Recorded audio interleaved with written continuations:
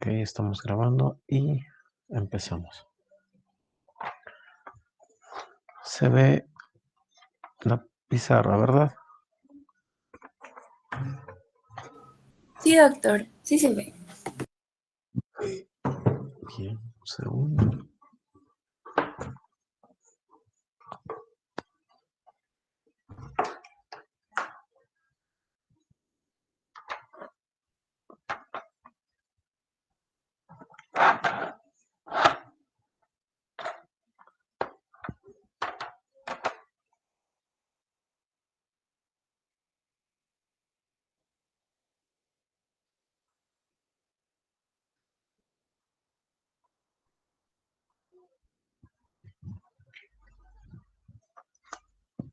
A ver que se inicia la pizarra. Oh, qué hecho. Qué hecho, qué hecho. Ya un segundo, por favor. Se está iniciando la pizarra.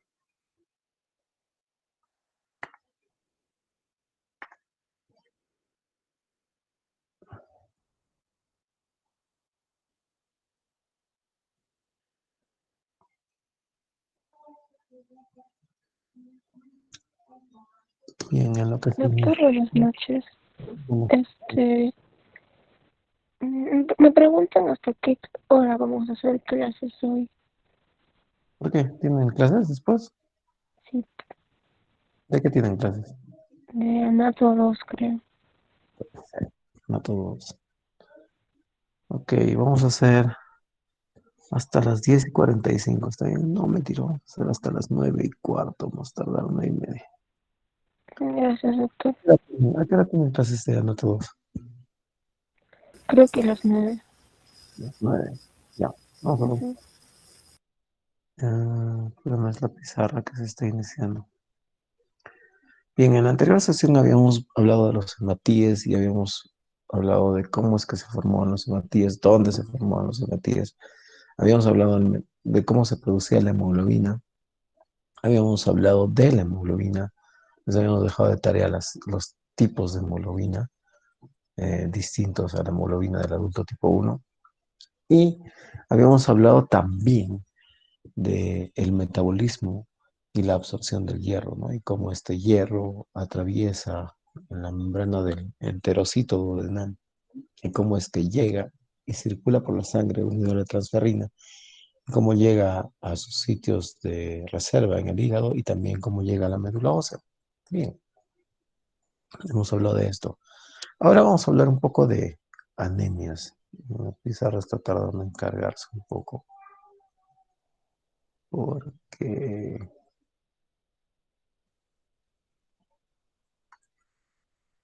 bueno, a ver, que se cargue.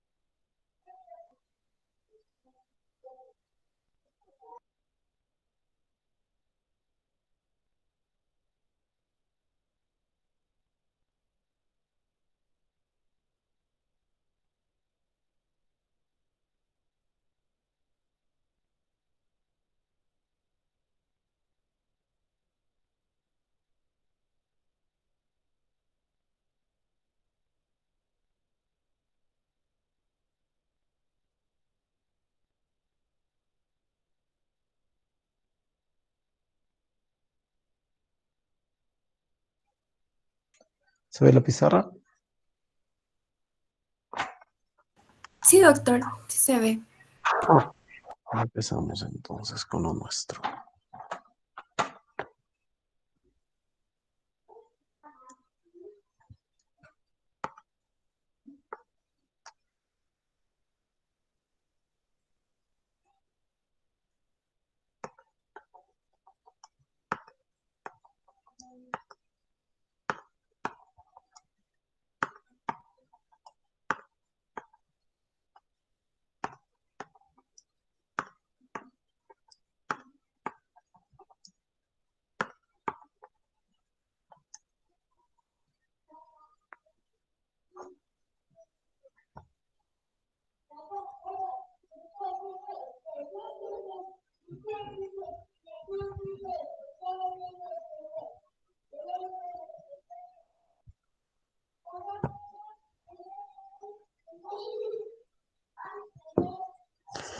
Bien, entonces vamos a hablar hoy día de anemias.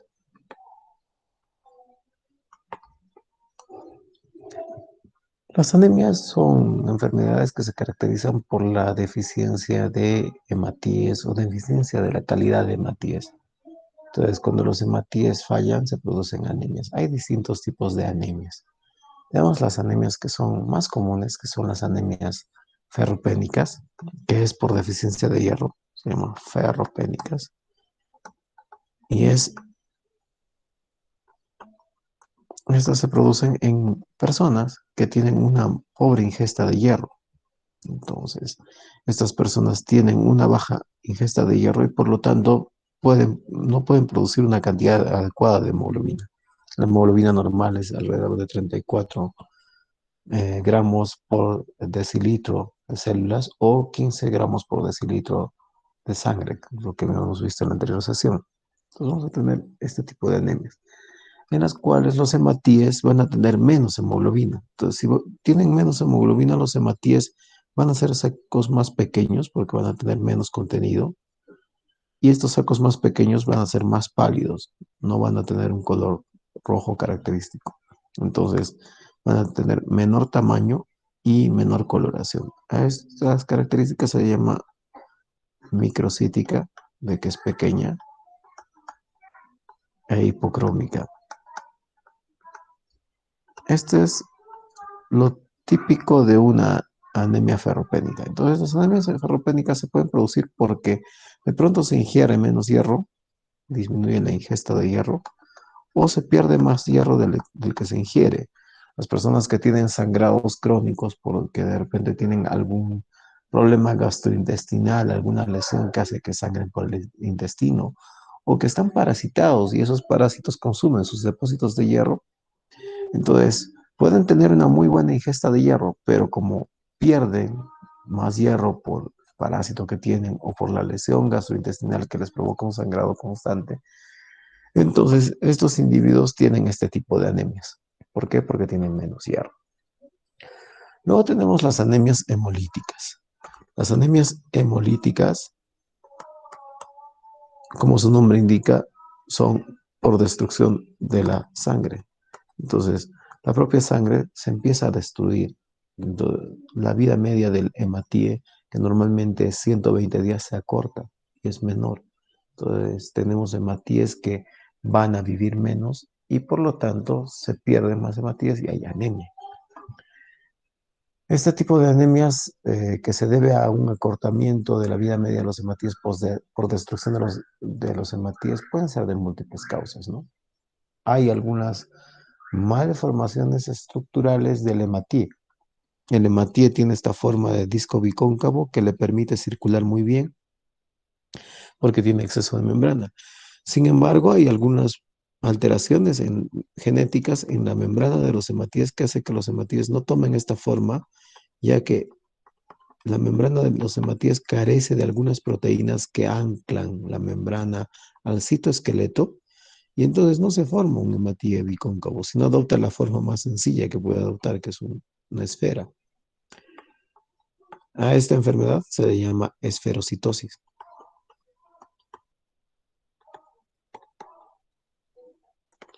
Y estos esferocitos, estas células esféricas, no tienen esta forma de disco bicóncavo, por lo cual no pueden atravesar fácilmente los pequeños capilares.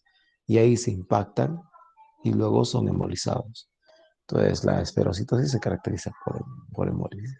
Hay deficiencias de algunas enzimas que son importantes para la vida del hematíe. El hematíe no tiene organelas, por lo tanto depende para su actividad metabólica de la glicólisis. Y esta glicólisis depende de enzimas. Una de esas enzimas es la glucosa 6-fosfato deshidrogenasa. Es una enzima de la glicólisis. Se abrevia G6PD para los amigos. Entonces, cuando hay deficiencia de esta enzima, cuando hay poco de glucosa 6-fosfato deshidrogenasa, se altera el metabolismo del hematíe y por lo tanto se acorta también su vida media y se produce hemólisis. Hemos hablado de hemólisis en el caso de transfusiones y también hemos hablado de hemólisis en el caso de la isoinmunización materno-fetal, cuando el bebé tiene un grupo de sangre distinto a la materna y la madre produce anticuerpos contra la sangre del bebé. Hemos hablado también de esto. Entonces, y produce eso también una anemia hemolítica. Lo típico de las anemias hemolíticas es que se destruye el hematíe, se destruye la membrana del hematíe y se libera la hemoglobina. Luego esta hemoglobina que está libre también se destruye y se degrada y se transforma en un pigmento que se llama bilirrubina. Así que las anemias hemolíticas cursan con bilirrubinas altas. Vamos a tener pacientes ictéricos, o sea, con coloración amarillenta de la piel, ya que la bilirrubina es un pigmento amarillento y que difunde muy bien a los tejidos como el tejido celular subcutáneo y pigmenta la piel. Entonces vamos a tener personas que están con una pigmentación amarillenta por hiperbilirrubinemia. Esto se le conoce como ictericia. Ictericia. Es una de las características. Si nosotros hacemos una lámina periférica, un estudio de lámina periférica es cuando se agarra una gota de sangre, se extiende en una lámina y luego esto se ve al microscopio, vamos a ver células fragmentadas, vamos a ver hematíes que están rotos o destruidos. A estos hematíes que están rotos o destruidos se les conoce como esquistocitos, de esquistos dividido y citos célula, esquistocitos. Vamos a tener este tipo de células. Entonces, estas son las características de una anemia hemolítica. Como hemos dicho, son múltiples las causas. Van desde causas como la esferocitosis, deficiencias enzimáticas como la glucosa 6-fosfato deshidrogenasa o la falta de la G6PD, y alteraciones como rechazo de sangre. Ahora, también hay otra causa de anemia hemolítica que se me estaba yendo. Hay muchas en realidad, que es la alteración de la hemoglobina. Hay alteraciones de la hemoglobina que no pienso resolverles la duda porque es tarea, como la anemia falciforme. Pero cuando hay anemia falciforme, ustedes van a averiguar cuál es la estructura de la hemoglobina de la anemia falciforme. Esta hemoglobina, cuando hay bajas tensiones de oxígeno, se precipita en el hematíe. Y al precipitarse en el hematíe, hace que el hematíe tome forma de hoz. De ahí el nombre falciforme, que significa en forma de hoz, que es así curvada, ¿ya? Y este hematí curvado no puede circular a través de los capilares pequeños, no tiene la forma bicóncava. Y sucede lo mismo, se hemoliza. La talasemia, que tampoco pienso resolverles qué es la talasemia, pero hay la talasemia A y la talasemia B. En la talasemia, estas hemoglobinas también tienden a precipitar y también hacen que el hematíe no tome esta forma de hoz típica de la anemia falciforme, pero tome una forma anómala y esta forma anómala tampoco puede circular por los pequeños capilares y también provoca hemólisis. Entonces, estas también son causas de hemólisis. Y otra causa de hemólisis es cuando el órgano que se encarga de eliminar hematíes, ¿cuál es el órgano que elimina hematíes? El El ametinator. vaso, doctor. El vaso, el hematinator. Ok. Entonces, cuando el vaso es hiperfuncionante, puede ser un vaso agrandado por alguna patología, a eso se le conoce como hiperesplenismo. Hiper más esplenismo vaso. Entonces, cuando hay hiperesplenismos, como cuando hay cuando hay esplenomegalias, cuando el vaso es grande e hiperfuncionante, entonces este vaso es muy, muy eficiente o hipereficiente o eficiente además eliminando hematíes. Entonces elimina más hematíes más de la cuenta. Y el hiperesplenismo puede provocar también hemólisis. El tratamiento de esto es cortar el vaso, ¿no? No sacarlo todo, pero reducir su tamaño. Entonces el hiperesplenismo también puede ser causa de hemólisis. Hemos comentado brevemente algunas causas de hemólisis. No quiero extenderme más porque van a tener un curso que se llama hematología que va a estar bastante dedicado a esto, pero tenemos harto que recorrer en cuanto a anemias y quiero sintetizarles todo. Entonces hemos hablado ahorita de anemias de un tipo, son anemias hemolíticas, estas se llaman hemolíticas. Y hemos hablado de las ferropénicas, que es por deficiencia de hierro, dos hemolíticas. Bien, hablemos de otro tipo de anemias, que ya las hemos comentado, que son las anemias megaloblásticas. ¿Se acuerdan cómo eran?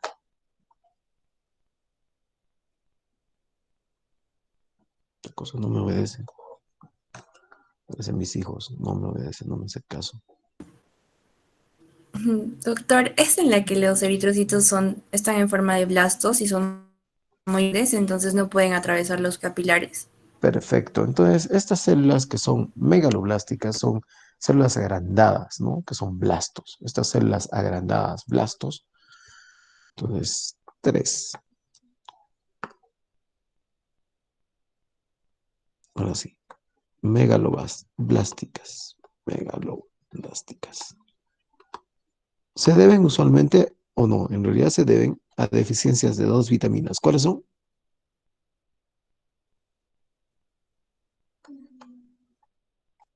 B12 y Ok. B9. Cianocobalamina y ácido fólico o ácido teroglutamámico. Entonces, cuando hay deficiencia de estas vitaminas que actúan como cofactores para la formación de el, la timidin trifosfato, entonces esto imposibilita la formación de el ADN, entonces hace que el ADN sea de mala calidad y luego que estas células no puedan progresar, no puedan formarse adecuadamente y se forman células grandes, blásticas. Y estos blastos, que son grandes, salen a la circulación periférica porque no hay nada mejor que esto, lo único que hay. Y estos megaloblastos pueden transportar oxígeno, pero su vida media es bastante corta y el transporte de oxígeno también es relativamente deficiente. Entonces, estas células megaloblásticas son otra forma de anemia. Ok. Cuarto, otra forma de anemia es una anemia que se llama aplásica. De A, ¿sí? Y plastos, que es reproducción o replicación de las células. Entonces, lo que hay en este caso es que las células no se reproducen. Por algún motivo, las células madre pluripotenciales que pueden producir todas las células o algún precursor solo de los eritrocitos es dañado o es depletado, o sea, hay una muy poca cantidad de estas células. Entonces, lo usual es que aquí en la médula ósea algún tumor, usualmente un tumor de células sanguíneas, por ejemplo, leucemia, hace que los linfocitos, recuerden que los linfocitos tienden a madurar aquí, pero en su forma de maligna, que son linfoblastos, inmaduros y malignos, invaden esta zona. Y al invadirla, destruyen a las células madre hematopoyéticas y las sacan de aquí. Al sacarlas de aquí ya no existen, y al no existir no se produce ninguna línea celular y entre esas células tampoco se producen hematías. Y al no producir hematías, se produce anemia. Entonces, este tipo de anemias en las que se afecta a la médula ósea y no se producen hematías se llaman anemias aplásticas. También puede producirse anemias aplásticas por quimioterapia y radioterapia. Los quimioterápicos y radioterápicos tienden a dañar a estas células cancerígenas, por ejemplo, los linfoblastos. Los destruyen para que el cáncer no progrese. Entonces, este tipo de terapias dañan células en rápida reproducción. ¿Y qué otras células más en rápida reproducción que las células de la médula ósea? Entonces, también las daña y destruye esto, ¿no? Entonces, algunos cánceres pueden invadir la médula ósea y también el propio tratamiento de los cánceres como quimio y radioterapia puede destruir la médula ósea. Y al destruirla no se producen estas células. El tratamiento es reemplazar esta médula ósea. Existe lo que se llama trasplante de médula ósea, TEMPA por sus siglas. Entonces puede haber un trasplante de este tipo de células. Se sacan células de un donante. ¿De dónde sacaríamos células de un donante? ¿De dónde sacamos células de médula ósea? ¿Dónde hay médula ósea roja en un donante adulto? En el esternón o las costillas o los cuerpos vertebrales o las crestas Ok, ilíacas. en todas esas partes hay, pero no podemos sacar de las costillas porque son muy delgaditas. No podemos sacar de los cuerpos vertebrales porque están delante de la médula y para acceder a los cuerpos vertebrales tendríamos que hacerlo cortando el abdomen o el tórax o atravesando la médula espinal y eso no va a pasar. Entonces, usualmente se saca del cuerpo esternal, que es bastante grande, es un blanco bastante fácil para sacar, es un procedimiento bien doloroso, dicho sea de paso, o de las crestas ilíacas, que ofrecen un buen lugar para extraer médula ósea, tanto para biopsias, para diagnóstico, como para donación se saca de estos lugares. Bien, y sacamos estas células que están, le sacamos células madre pluripotenciales y las donamos a este sujeto y listo. Podemos mejorar su condición. Bien, entonces tenemos este tipo de anemia, anemia aplásica. A ver, ¿qué otro tipo de anemia se me ocurre que pueda haber? Anemia aplásica, anemia hemolítica, anemia megaloblástica, anemia ferropénica. Yo creo que eso cubre todos los tipos de anemia básicos. Entonces ya tienen una idea general. ¿Qué encontraríamos en una anemia aplásica? ¿Cómo nos daríamos cuenta que hay una anemia aplásica? ¿Qué encontraríamos en el hemograma?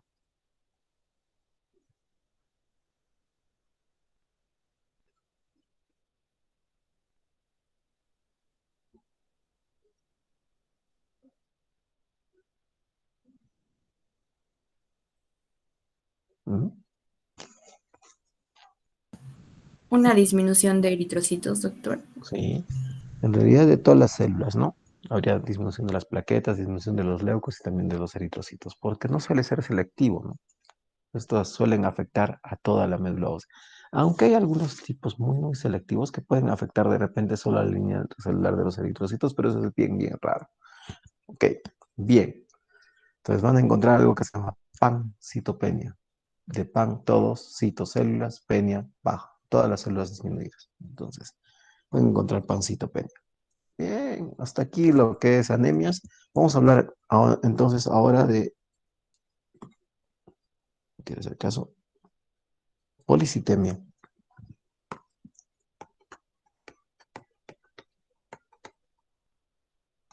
La policitemia es el incremento de células en la sangre. Pero cuando hablamos de policitemia, en realidad el uso extensivo del término se refiere al exceso de Matías. Si se acuerdan, cuando hablábamos de flujo sanguíneo, uno de los factores que tomamos en cuenta era la viscosidad de la sangre. Pero era así, y estaba en la ley de Poiseuille, y explicaba cómo fluía la sangre. Y mientras mayor era la viscosidad de la sangre fluía peor. Y la viscosidad, uno de sus principales factores que le afectaba, era el hematocrito. ¿Por qué? Porque a medida que se incrementa el hematocrito, se incrementa la viscosidad. Y si se incrementa la viscosidad, hay menor flujo sanguíneo. Entonces, el mayor problema de la policitemia es que afecta el flujo sanguíneo. Puede perjudicar el flujo sanguíneo incrementando la viscosidad de la sangre. Ahora, ¿cuándo se llama policitemia? Cuando existe un hematocrito superior a 65%. Entonces, cuando el hematocrito es más del 65%, se llama policitemia.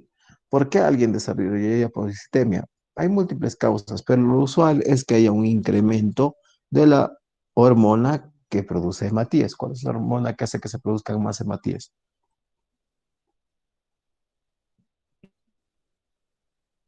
Eritro. La eritropoyetina. La eritropoyetina. Entonces hay un incremento de la eritropoyetina. ¿Qué factor creen ustedes que haría que se incremente la eritropoyetina? La hipoxia, doctor.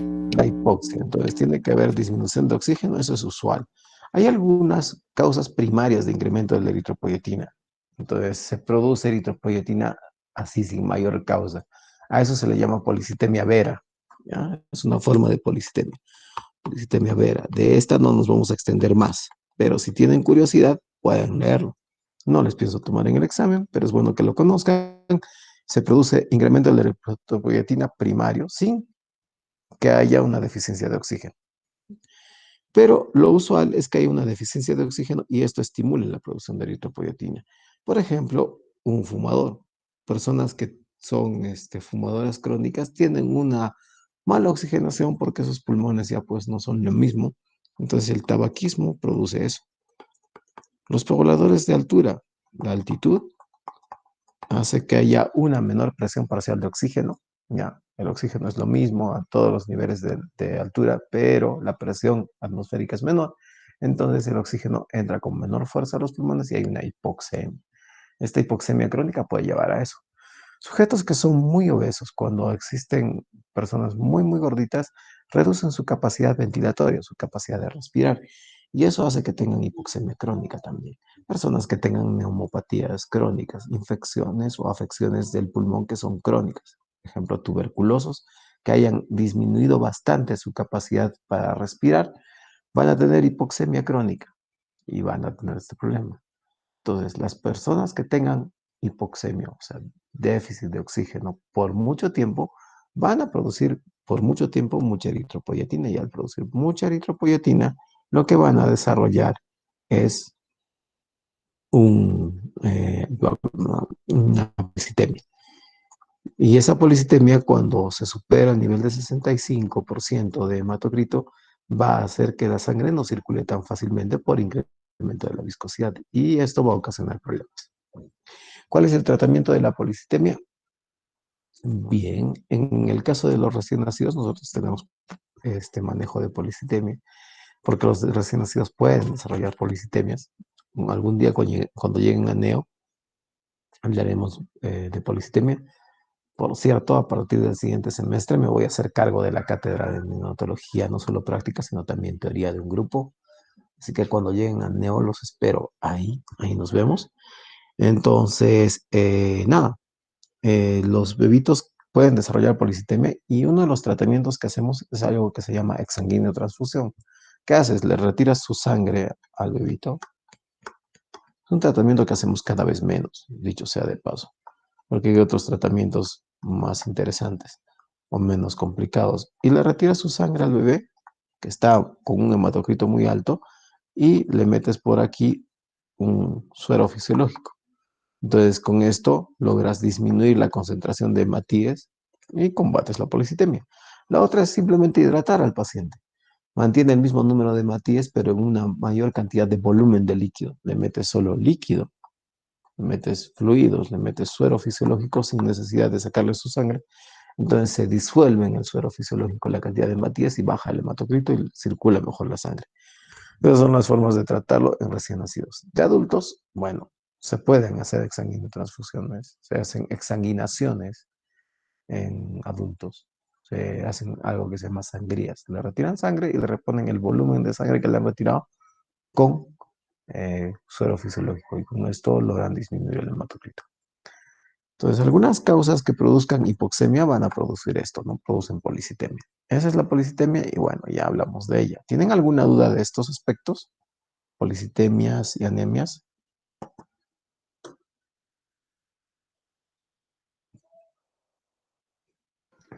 Creo que no, doctor, sí está claro. Ok, porque de esto voy a tomar medio examen, no hay problema. Listo, no mentira, voy a tomar variado el examen, vamos a tomar de todo para que verifiquemos que hayan aprendido y que hay conocimiento. Bien, ahora vamos a hablar de la última estirpe de células de la sangre, las plaquetas. Y no solo las plaquetas, sino vamos a hablar de la coagulación, de la hemostasia.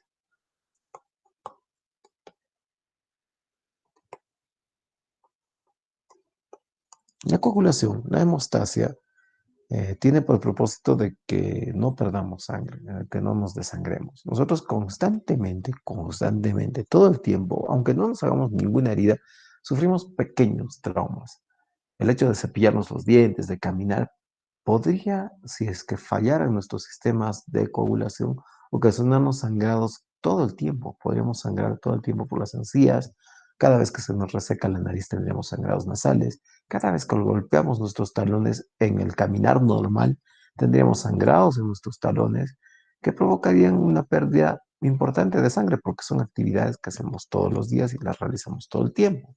Sin embargo, gracias a la hemostasia nosotros no nos desangramos. Y al revés, en nuestra sangre, nosotros en cada centímetro de nuestra sangre, solo en un centímetro cúbico de nuestra sangre, que tiene 5.000 centímetros cúbicos, tenemos un arsenal, una ojiva nuclear que es capaz de provocar la coagulación de toda nuestra sangre.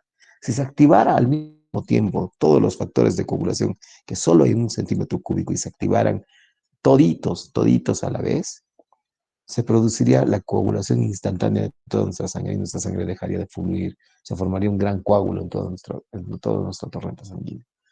Entonces tiene que haber un equilibrio entre factores procoagulantes y coagulantes para que cuando nosotros lo requiramos, no sangremos y ahí se activen estos factores procoagulantes, pero no en exceso.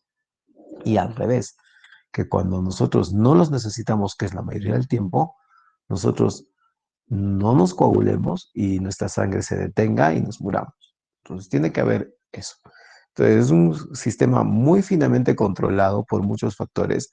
No lo vamos a tocar en su integridad porque es mucho más complejo de lo que vamos a explicar. Vamos a tratar de simplificar la explicación, pero vamos a tocar los aspectos más importantes de la coagulación.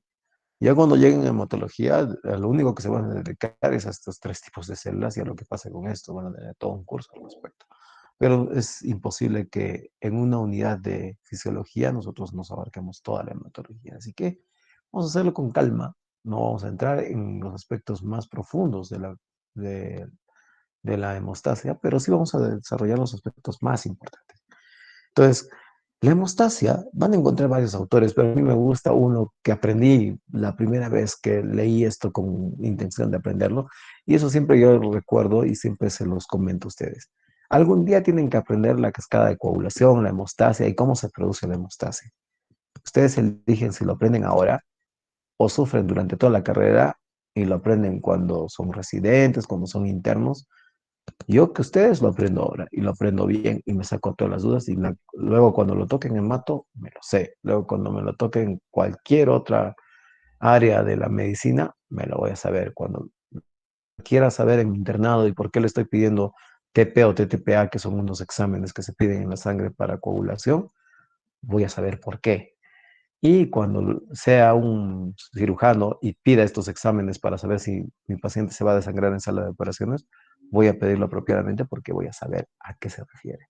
Entonces, yo les sugiero que lo aprendan ya, ¿ya? No solo que lo memoricen, que algo de memoria requiere, pero es tonto memorizar algo sin entender, porque si no lo entienden, pasado el examen, se lo van a olvidar y no les va a servir absolutamente de nada, sino que lo profundicen y lo aprendan. La verdad es que yo lo aprendí como residente, no lo aprendí en pregrado. Y me arrepiento porque es sencillo, es fácil de entender, pero una vez que lo entiendes y realmente lo entiendes, te sirve para toda la vida. Entonces, ustedes deciden cuándo. Yo les sugiero que sea ahora. Bien, vamos con la hemostasia.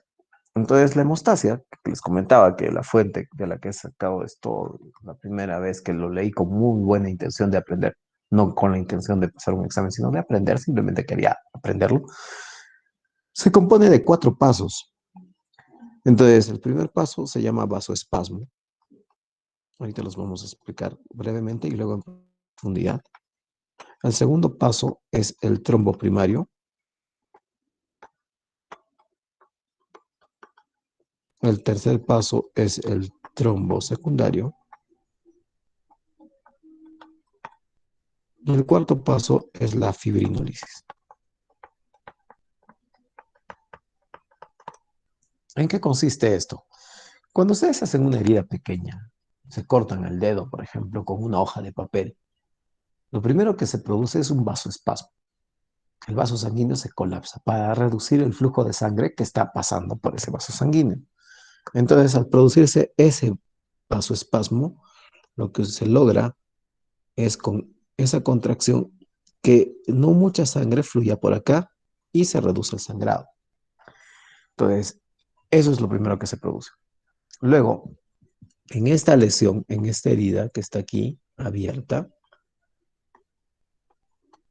se produce el trombo primario. ¿Qué significa el trombo primario? Que llegan aquí unas plaquetas y se pegan a esta lesión y la tapan. Ese es el trombo primario. Entonces, el trombo primario es plaquetario, son plaquetas que se han pegado ahí a la zona de lesión. Ahora, estas plaquetas pueden ser muy eficientes en pequeños sangrados, en heridas como las de un corte de un papel, el que te haces con un corte de papel en el dedo. Entonces, en ese tipo de heridas pequeñitas, en las heridas que tenemos a veces al cepillarnos los dientes y lesionarnos la mucosa, puede ser muy efectivo el tromboplaquetario. ¿Por qué? Porque son muy pequeñas en extensión, pero no es eficiente para sangrados grandes. El tromboplaquetario es un trombo bastante inestable, son solo plaquetas unidas a otras y estas células pueden separarse fácilmente desprenderse el trombo y luego reanudar el sangrado. Entonces, debe existir una forma de trombo más estable, que es el trombo secundario. El trombo secundario está formado por algo que se llama fibrina. Entonces, la fibrina forma una red que amarra estas plaquetas. Entonces, el trombo secundario está formado por fibrina. Es un trombo de fibrina. Ese trombo de fibrina está formado por una cascada de factores de coagulación que se activan unos a otros hasta que activan al fibrinógeno y este fibrinógeno se transforma en fibrina y esta fibrina forma una red en torno a las plaquetas y amarra las plaquetas para que este trombo sea más estable. Ese trombo es sumamente estable y es el responsable de la mayoría de eh, de las hemostasias que son realmente importantes. Cuando te operas, te cortan y te sacan el apéndice, tu lesión en la piel no va a sangrar porque vas a formar un trombo secundario. Cuando te caes y te haces una herida grande, entonces esa herida no va a provocar que te desangres por un trombo secundario de fibrina. Por último, este vaso puede ser tapado a veces por la fibrina. Esta fibrina puede crecer tan grande que puede disminuir el calibre del vaso o cerrar el vaso por completo. Entonces, para que vuelva a circular apropiadamente la sangre, se tiene que eliminar la fibrina. Se destruye la fibrina y la sangre vuelve a circular libremente. A esta destrucción de la fibrina se le llama fibrinólisis. Y la fibrinólisis es producido por una sustancia que se llama plasmina. La plasmina es una sustancia que destruye a la fibrina, la desnaturaliza y hace que la fibrina libere las plaquetas, se libera el trombo, ya no existe trombo y la sangre vuelve a circular normalmente como si no hubiera pasado una vez que el endotelio aquí ha sido reparado y la sangre fluye. Entonces, estas son las fases de la coagulación. Listo. Si ya saben esto, ya saben coagulación. No, mentira. Pero ya saben cómo va. Entonces, este es el orden de los eventos. ¿Estamos bien hasta aquí?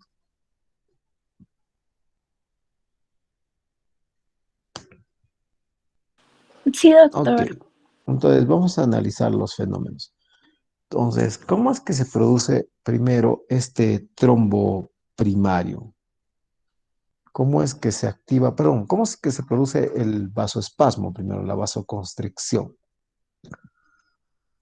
La vasoconstricción se produce por un fenómeno, vamos a analizar primero la vasoconstricción.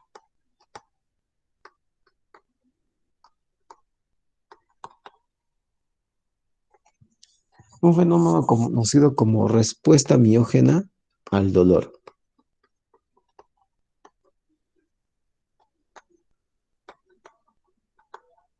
Quiere decir que la sensación de dolor que ocurre cuando te cortas cualquier zona de la piel va a provocar que los vasos sanguíneos se contraigan, ¿ya?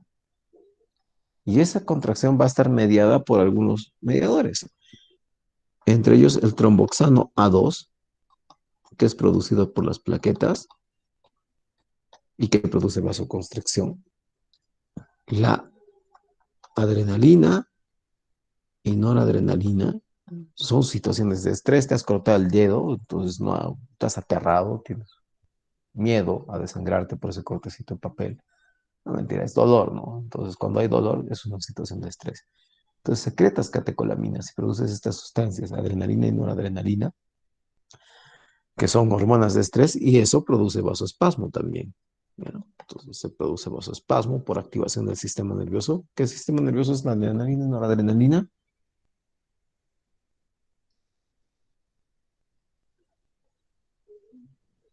¿Mm? Simpático, muchachos, es el simpático. Ok. Y por último, como hay sangrado, tienes un endotelio dañado. ¿Qué sustancias se producen en el endotelio dañado, que es un vasoconstrictor?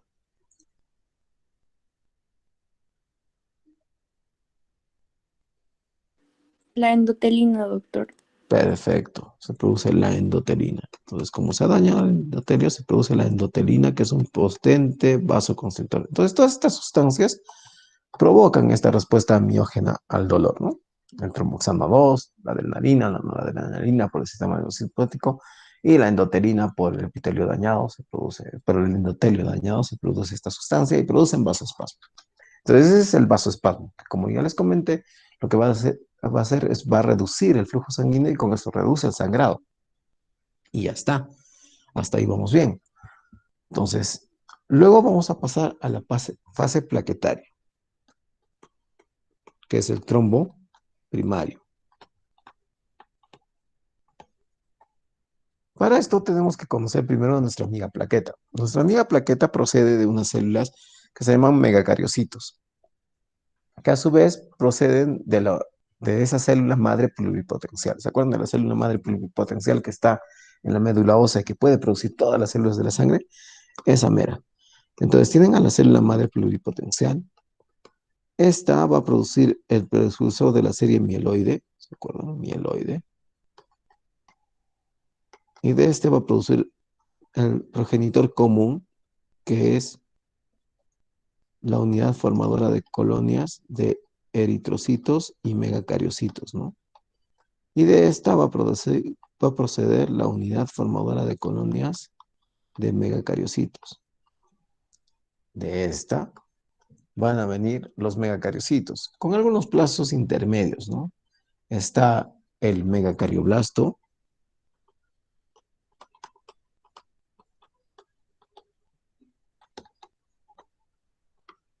¿ya? El promegacariocito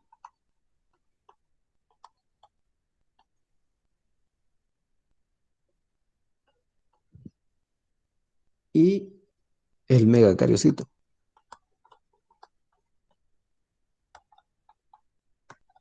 Acuérdense del nombre, mega, grande, cario, núcleo, citocélula. Es una célula grande y nucleada, ¿ya?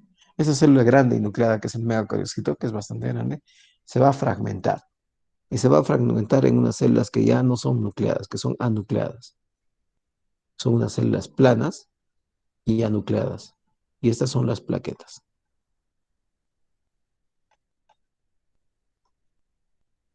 Las plaquetas tienen una vida media de 7 a 12 días, viven de 7 a 12 días, ¿ya? Y son las células más importantes de la coagulación. Bueno, su función es la coagulación. Ahora veamos en detalle cómo es que es una plaqueta, más o menos. Cómo es que funciona una plaqueta. Ok, no quiero hacer caso otra vez. Ahí estamos. Entonces, las plaquetas, para simplificar su esquema, tienen una estructura más o menos así. Tienen una zona externa, ¿ya? Vamos a poner por acá. Oh, Dios, no quiere ayudar. Vamos a cambiar de pizarra. Está desobediente la pizarra. Ya. Entonces tenemos a las plaquetas y tienen una zona externa. ¿Ya? Esta zona externa que está hacia la parte exterior, valga la redundancia, está de aquí. Es una célula clara, o sea, no tiene gránulos. Como es clara, se le llama hialina. Hialino significa claro, es el hialinómero. Esta zona clara que está aquí se denomina hialinómero.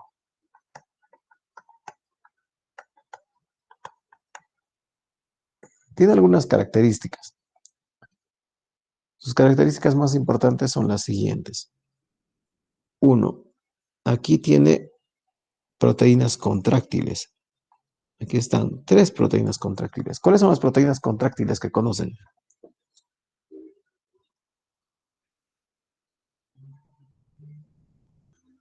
¿Mm? Proteínas contráctiles, ¿cuáles conocen? La actina y la miosina. Ok, tienen actina, tienen miosina y una proteína contráctil propia de los trombocitos, de las plaquetas, la trombocisteína.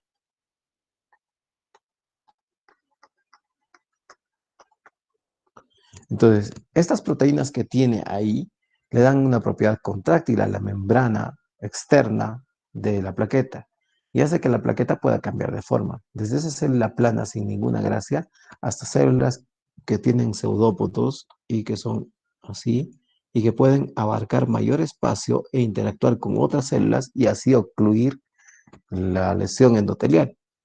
Entonces hace que cambie de forma y que sea una forma más óptima para obstruir la lesión endotelial y provocar el trombo primario. Entonces tenemos eso en el hialinómero. Otra cosa que tenemos en el hialinómero es un sistema de apertura, se llama, ¿sí? Son como compuertas. Se llaman esas compuertas que tiene aquí, un sistema de apertura. ¿Cuál es el propósito del sistema de apertura? Que por aquí salga las sustancias que están dentro de la célula, que en la otra porción que la vamos a ver ahorita. Luego, ¿qué más tiene el hialinómero? Algo que es muy, muy importante. Tiene unas glucoproteínas. Vamos a simbolizarlas así y luego vamos a hablar de las glucoproteínas una por una. Tiene glucoproteínas. Entonces, tiene estas glucoproteínas que son muy, muy importantes para las funciones de la plaqueta. Esta es entonces esta porción que se llama hialinómero. La otra porción es una porción granular que tiene gránulos.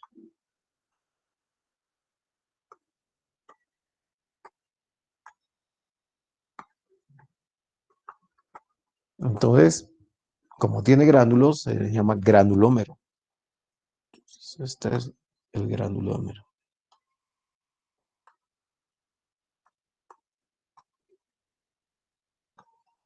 El granulómero tiene tres tipos de gránulos.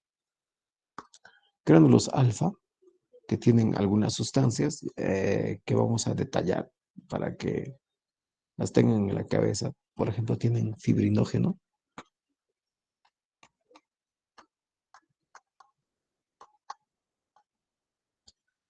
¿Ya? Tienen tromboplastina, que es un factor de coagulación. El fibrinógeno también.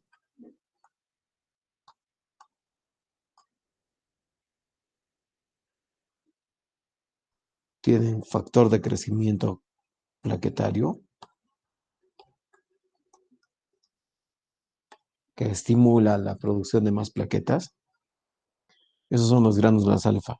Los gránulos beta tienen otras sustancias, como calcio, que es muy importante para la coagulación. Antes se conocía como factor 4 de la coagulación. ¿Ya? Tienen ATP y ADP. El ADP es muy, muy importante para la agregación plaquetaria. Lo vamos a ver cuando hablemos de agregación plaquetaria. Tienen serotonina e histamina, que son vasodilatadores. ¿Ya? Estos son un poquito menos importantes, pero estos dos son muy importantes y tienen eso. Y por último, los gránulos lambda son muy, muy importantes porque tienen enzimas. De todas las enzimas que tienen, las que más nos interesan o nos llaman la atención son dos, que ambas son fosfolipasas. La fosfolipasa C, que actúa con el calcio. ¿Y se acuerdan que hacía el calcio en la membrana de las membranas sinápticas? En la membrana de, por ejemplo, de la unión neuromuscular.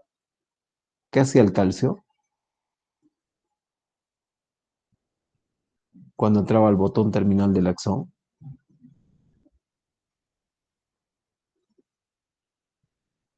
Esto actúa con calcio.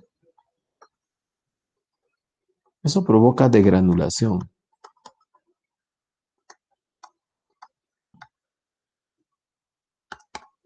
Entonces hace que los gránulos se liberen. Y existe otra fosfolipasa, la fosfolipasa A2, que hace que se produzca una sustancia que se llama tromboxano A2, de la que ya hemos hablado hace un ratito nada más y hemos dicho que es importante para el vasoespasmo. Y no solo para eso, sino que va a activar otros procesos en la plaqueta. Entonces, estas son las sustancias y estas son las características que tiene el, la plaqueta. Entonces, tiene dos porciones, el hialinómero y el granulómero. El hialinómero, como característica, tiene las proteínas contráctiles, actina, miosina y tromocisteína. Tiene la zona de apertura que se abre para liberar los gránulos que están en el granulómero y tiene glucoproteínas muy, muy importantes para todas las funciones que van a tener las plaquetas. Y hay distintos tipos de glucoproteínas. El granulómero tiene gránulos de distintos tipos, alfa, beta y lambda. Los alfa tienen fibrinógeno, tromboplastina, que son factores de coagulación, y el factor de crecimiento plaquetario. Los beta tienen calcio, muy importante para varias fases de la coagulación, ATP y ADP, muy importante para la agregación plaquetaria, y otros factores más. Nosotros los mencionamos, pero no tienen tanta relevancia. Y los lambda tienen enzimas, y de esas enzimas, las más importantes son dos fosfolipasas. La fosfolipasa C, que interactúa con el calcio para que este calcio produzca la degranulación, o sea, que los gránulos se liberen. Y la fosfolipasa A2, que produce tromboxano A2, que hace que se produzca el tromboxano A2, que como ya hemos visto, sirve para el vasoespasmo, pero no solo para eso, sino también favorece algunas etapas de la activación plaquetaria, de la actividad plaquetaria. ¿Ok? ¿Hasta aquí estamos bien? Sí, doctor. ¿Sí? Ok. Bien, entonces, ¿cómo es esta actividad plaquetaria o qué sucede con las plaquetas? ¿Cómo es que se produce la actividad de las plaquetas? Para que se produzca la actividad de las plaquetas, lo que tiene que ocurrir es que el endotelio, aquí tenemos un endotelio, ¿no?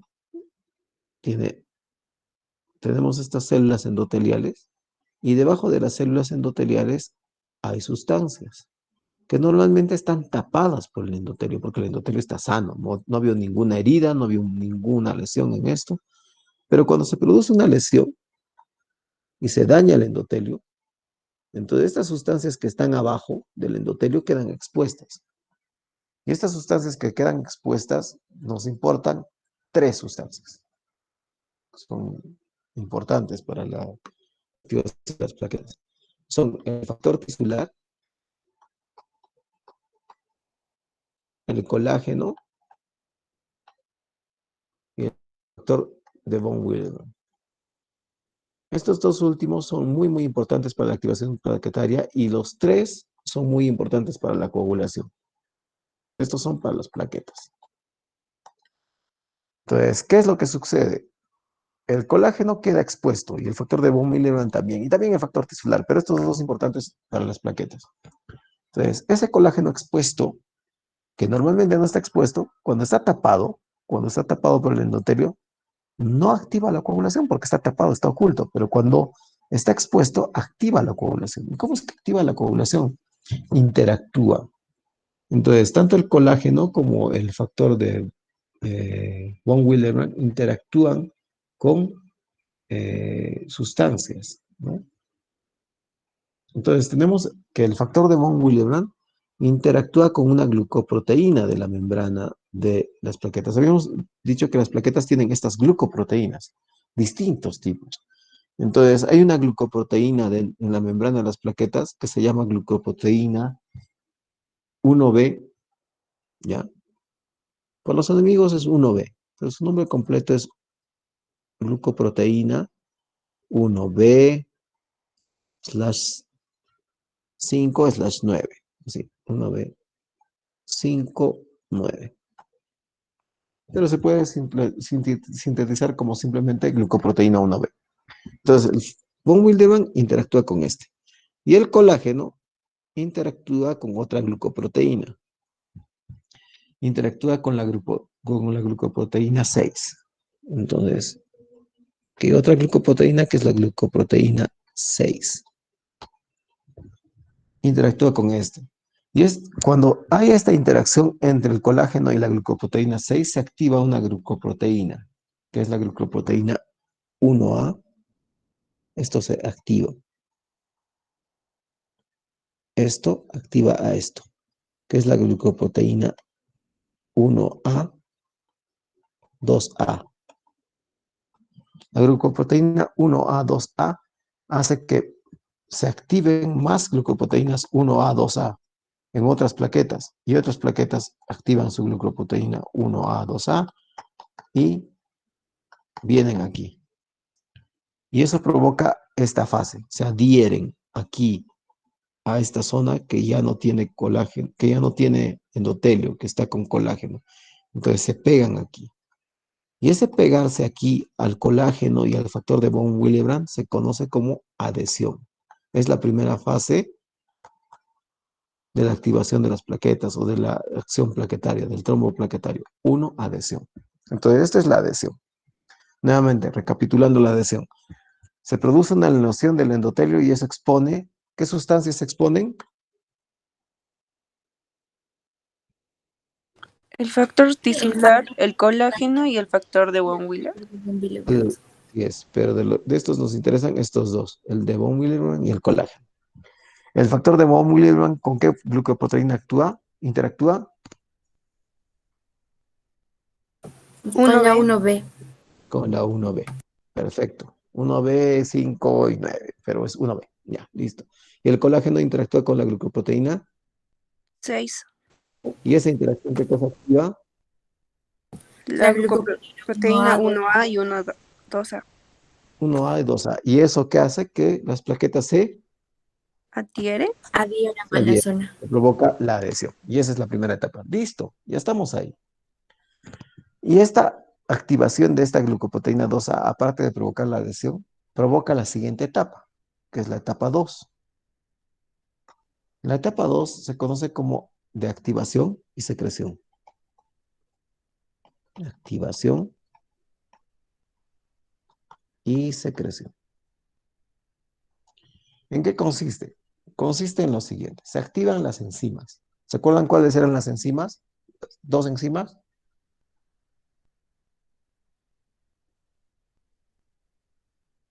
La fosfolipasa La que actúa con calcio La C y la es 2. y la 2. La fosfolipasa C y la fosfolipasa A2, ¿no es cierto? Entonces se activan las enzimas. Van a activarse las enzimas aquí. La fosfolipasa C y la fosfolipasa A2. ¿Y esta qué hace? Activa al calcio. ¿Para qué? Para que se liberen gránulos. Eso provoca degranulación y se liberan sustancias, ¿no es cierto? La fosfolipasa A2, ¿qué cosa producía? Tromboxano, doctor. Tromboxano A2. Y ese tromboxano A2 va a salir en estos gránulos. Entonces, en estos gránulos van a salir sustancias. De esas sustancias, que son muchas, que ya hemos mencionado que contienen cada gránulo, la que nos interesa o las que nos interesan son básicamente dos sustancias. Una, el tromboxano, que ya hemos visto cómo se produce, y dos, el ADP. ¿Ya? Estas dos sustancias son muy, muy importantes porque ambas producen la activación de las plaquetas, activan a otras plaquetas, activan plaquetas. ¿Y en qué consiste la activación de las plaquetas? De esta misma plaqueta que está produciendo su propio tromboxano A2 y este tromboxano A2 que está siendo secretado para activar a otras plaquetas y que también es activado por ADP. ¿En qué consiste esta activación? En que se exprese, se produzca otra glucoproteína. Ya habíamos producido esta, ¿se acuerdan de la 1A, 2A? Se produce otra glucoproteína. Y esta glucoproteína es la glucoproteína 2B, 3A. Acuérdense, ¿eh?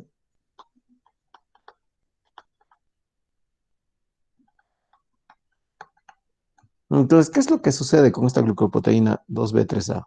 Pasa esto.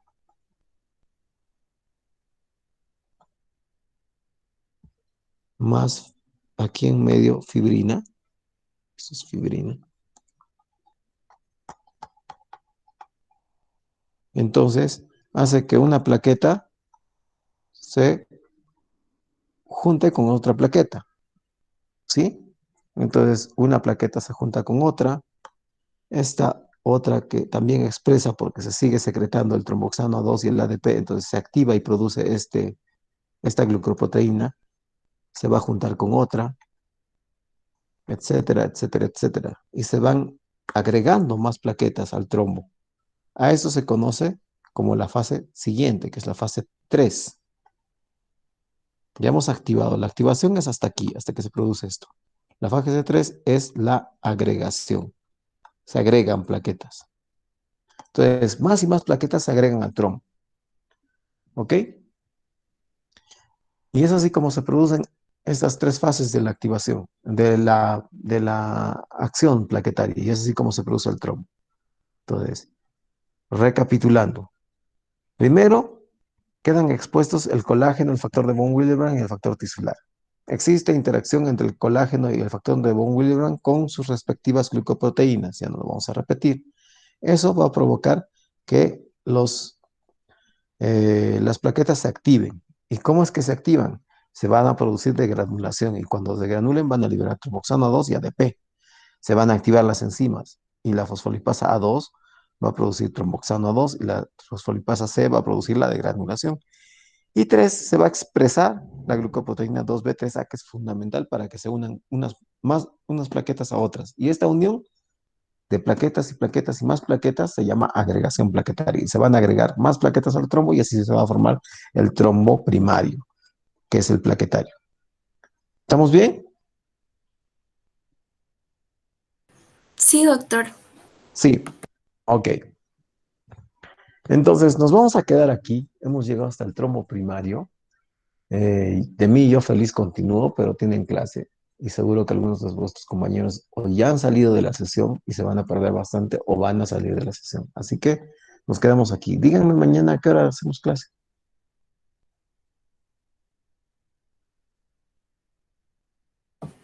Doctor, habíamos visto que sí, sí, bueno, que podemos a las 7 de la mañana. ¿Se puede esa hora?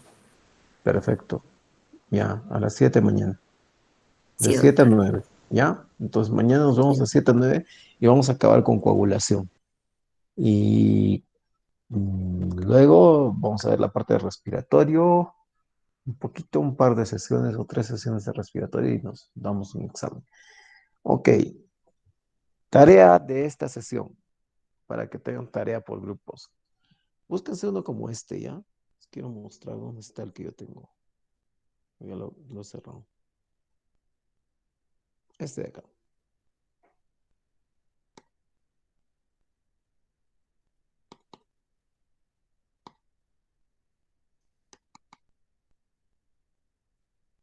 Ok, háganse un esquema de la plaqueta que incluya sus fracciones, el yalinómero y el granulómero. Pueden hacerlo parecido a lo que yo he hecho, ¿ya? Y qué cosa hay en el yalinómero y qué hay en el granulómero y también las glucoproteínas. Y me gusta si quieren le toman una captura de pantalla cuando se genere la imagen. Y aquí están las glucoproteínas. Fíjense cómo es la 1A2A que se une al colágeno y es parte de la adhesión plaquetaria, ¿no? Y la 6 que también se une al colágeno, ¿ya? Y parte de la regulación plaquetaria. Y la 1B, que es 1B, 5A, 3A. 1B5 y 9, ¿no? Que es la que se une al factor de von Willebrand y es parte de la adhesión plaquetaria. Y como la 2B3A, que se expresa, se une al fibrinógeno, ¿se acuerdan? A la fibrina, factor 1, y provoca la agregación. Entonces, háganse un esquema de la plaqueta que incluya esto, ¿ya?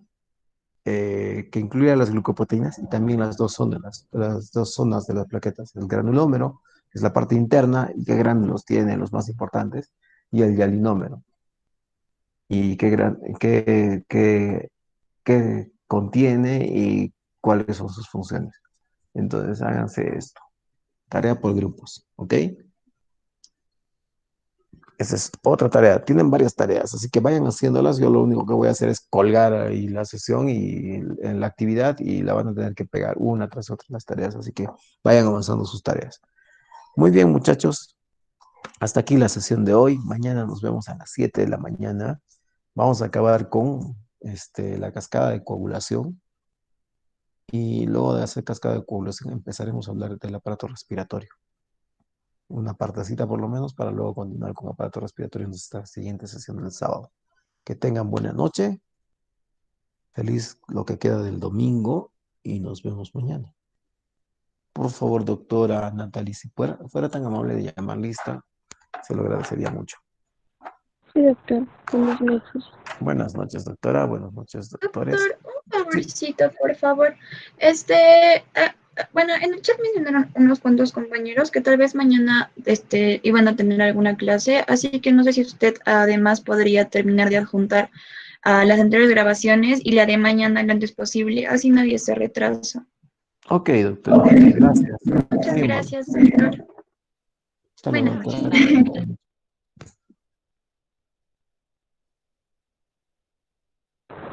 Mire, chicos, denme un momento, por favor. Me toca la lección para llamarles listos.